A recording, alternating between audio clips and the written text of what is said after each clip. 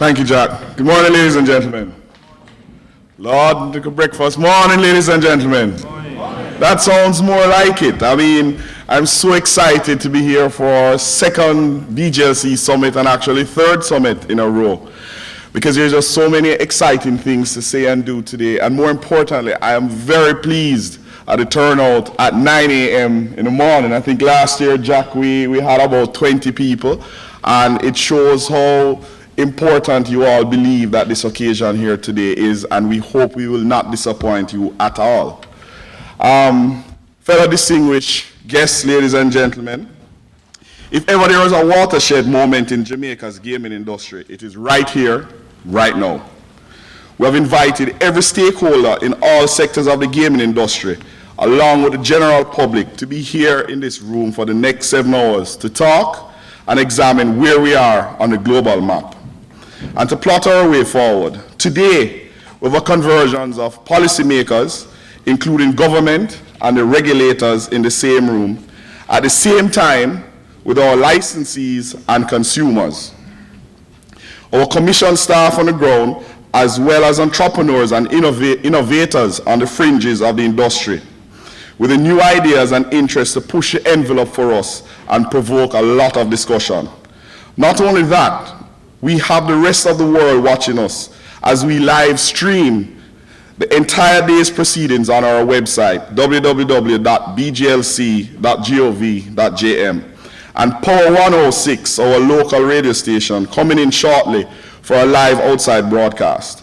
Of course, a progressive summit would not be complete without facilitating our followers on social media to chime in as part of the dialogue, and ensuring that those who miss it today can catch all the presentations on our BGLC YouTube channel next week. Now, here where all the reality gets interesting. This is all happening at a time when the Betting, Gaming and Lotteries Act is being merged with the Jamaica Racing Act, and the Casino Gaming Commission is in its formative stage for the casino sector. As you all know, the minister announced on Tuesday the issuance of 2 provisional orders. So we are on the way to the issuance of 2 casino licenses. And CTL divestment plans are underway, as the minister announced on Tuesday at a different function.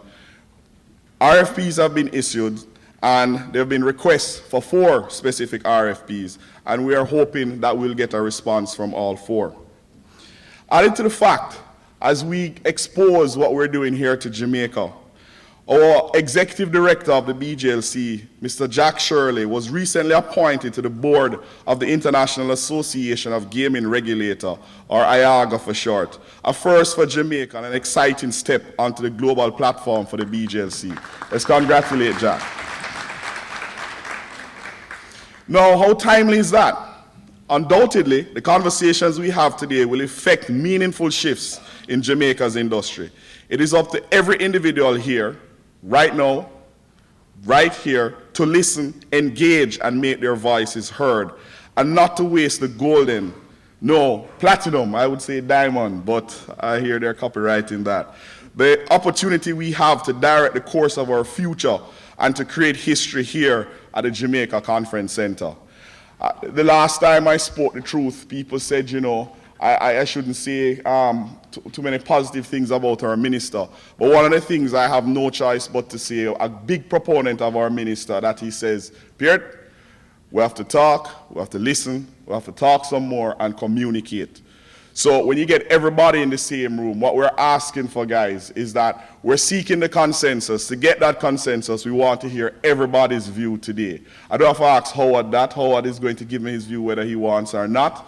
But we prefer to hear it here today than you leave here, go one side and talk about it. Let's put it out there, let's bounce it around, and may the best ideas win.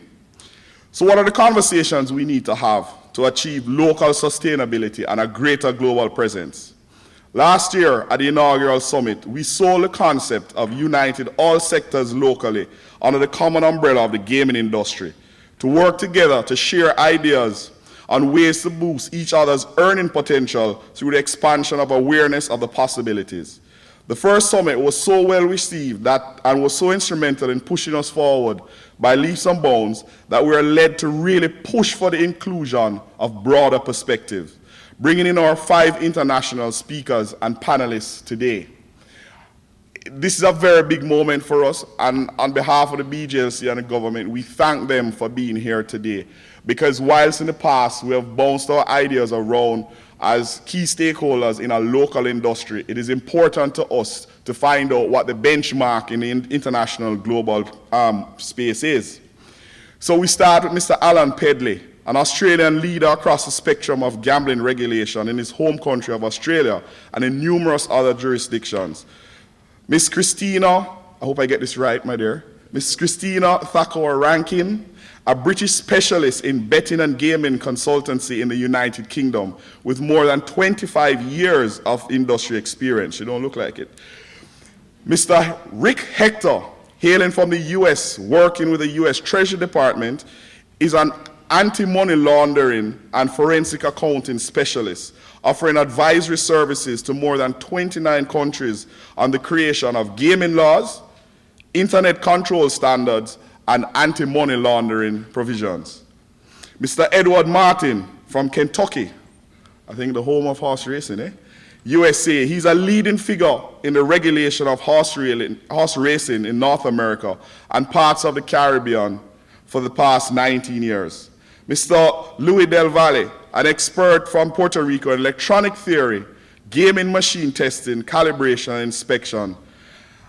And last but not least, I also need to note that our recently appointed Chief Executive Officer of the Gaming Commission, Mr. Philip Shelton, a recent import from Australia, they might beat us in cricket, but we're working them here in Jamaica, who has been named the CEO of the Casino Gaming Commission, who has started to bring his wealth of experience to the local table at this critical time.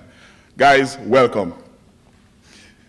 Mix these international experts with the guidance of our homegrown talent and expertise and the machinery to drive us in actualizing our vision to be the premier gaming regulator worldwide. We can innovate and rejuvenate every sector in the industry with a collection of minds right here and now in this room. I know I'm looking forward to the solutions that will come when you mix the ideas with Christina's mobile betting presentation entitled Bolt and the Night Rider, with Doug Halsall's take on digital cash. I'm sure Supreme Ventures will be listening keenly as they are on the brink of launching mobile betting. When you see what Carole Johnson, our ICT director at the BGLC, and her team has in store for licensees who have been clamoring for online applications for years now, I'm sure there'll be cheers going up in the room. And when the horse racing heads start to duke it out in a discussion on reviving the sector, Mr. Adam Bjorn may get an initiation by fire, but his experience in betting will certainly bring food for thought.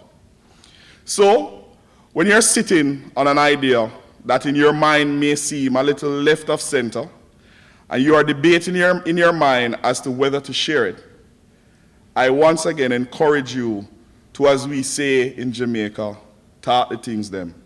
Your idea or comment could be the one that changes the landscape of gaming in Jamaica. I invite you to roll up your sleeves and get right into the thick of the discussions and leave no stone unturned as we seek solutions in supporting growth and development in this watershed moment. Ladies and gentlemen, I thank you.